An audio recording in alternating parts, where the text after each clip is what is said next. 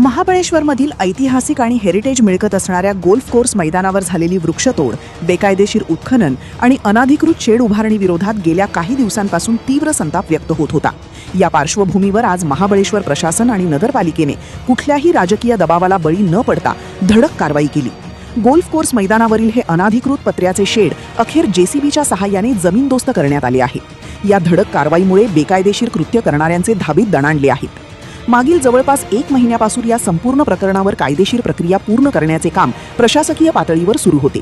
सर्व कायदेशीर बाबी तपासून झाल्यानंतर आज मुख्याधिकारी योगेश पाटील तसेच तहसीलदार सचिन म्हस्के यांच्या नेतृत्वात ही संयुक्त धडक कारवाई करण्यात आली. एका मोठ्या अदृश्य आणि अफाट राजकीय शक्तीचा वरदहस्त पाठीशी असतानाही प्रशासनाने घेतलेल्या या आक्रमक भूमिकेमुळे महाबळेश्वरमधील भूमाफियांना मोठा धक्का बसला आहे. या कारवाईला महाबळेश्वरचे लोकनियुक्त नगराध्यक्ष सुनील शिंदे व नगरपालिकेच्या इतर सर्व सदस्यांनी जाहीर पाठिंबा दर्शवला होता. लोकप्रतिनिधींनी या कारवाईवर पूर्ण समाधान व्यक्त केल्यामुळे या प्रकरणाला आणखीनच गती मिळाली. आज प्रत्यक्षात कारवाई पूर्ण झाल्यानंतर महाबळेश्वरमधील सामान्य नागरिक आणि निसर्गप्रेमींकडून प्रशासनाचे कौतुक होत असून समाधानाचे वातावरण पाहायला मिळत आहे.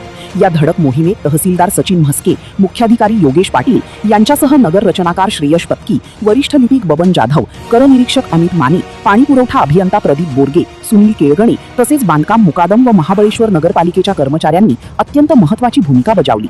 निसर्गाचा समतोल राखण्यासाठी आणि महाबळेश्वरचे वैभव टिकवण्यासाठी यापुढेही अशाच प्रकारची कडक कारवाई सुरू राहील असा विश्वास या कारवाईच्या माध्यमातून प्रशासनाने दिला आहे.